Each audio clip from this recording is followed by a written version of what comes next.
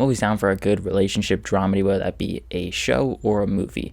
And the Four Seasons is good, but there's something holding it back. When I first heard they were adapting the Four Seasons into a show for Netflix, that immediately piqued my interest after watching the original movie from the 80s, which is a great and really underrated movie that not a lot of people talk about in 2025. Hopefully this show will give it some more viewers. I've always found pieces of fiction regarding relationships to be something that I, as a viewer, found myself really attracted to. And especially if it's one that really strikes an emotional chord, I'm going to be singing its praises. And I did think that the Four Seasons was great until the final episode, which we'll talk about later. I will admit, though, it took me a little bit to really kind of get engaged and get on board with the show.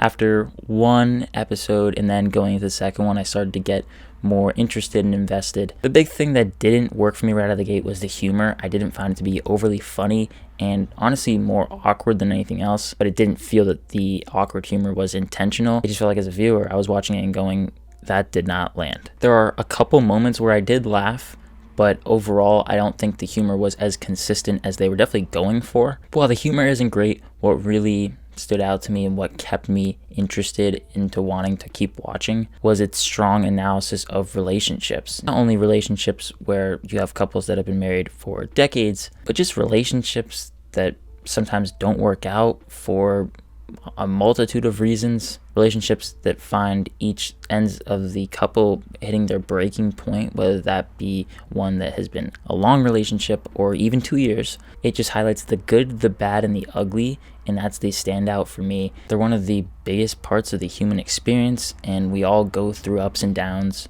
And you don't really need me pointing that out to you because it's obvious. Any piece of media can allow a viewer to relate to it, whether that be they're going through a rough patch in their relationship and they find comfort in watching someone on screen go through it and then come out on the other end still being in a successful relationship. Jumping off of that, the idea of getting your second wind in life was a very strong thing here that I found really compelling. I think that it has some genuinely smart things to say about the confusion that comes with that. In this series, it highlights relationships and sparking off of that and how you can feel confused there and not really know where you want to go with your life. And then finding happiness again with potentially another partner. And the chemistry between all the couples and the actors is superb. It feels like these couples have been friends for decades, which they want you to believe, so they definitely did that well. I felt as though I was watching friends that really had connections with each other, deep connections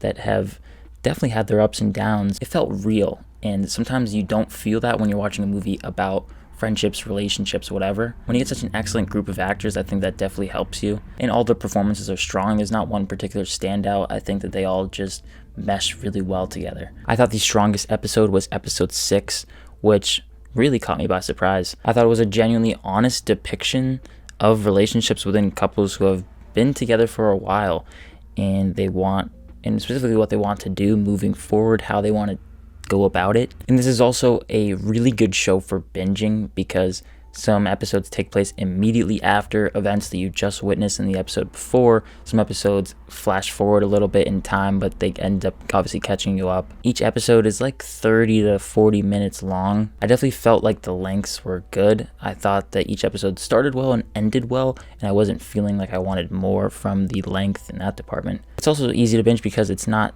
terribly hard to watch. It's fairly lighthearted and it's just charming and delightful. That's definitely the big thing that I got from it. There were moments that really warmed my heart, and there were other moments that honestly kind of broke my heart. As you can most likely tell, I am someone that may not relate to the relationships depicted in this show as well as someone that is older. So I think this is a show that's going to resonate with a lot of people, and when media can do that, I think it's just so special, and I hope that this show clicks with a lot of people, and I genuinely do think it will. But the thing that stood out to me and what took it back a little bit from being honestly close to excellent overall, it dropped down to that really good gray area, because the ending doesn't totally ruin everything else that came before it. Like, I still enjoyed my time with it, and I would recommend it. There's just a baffling decision made in the penultimate episode at the very end. I'm going to avoid spoilers, but it didn't really work for me.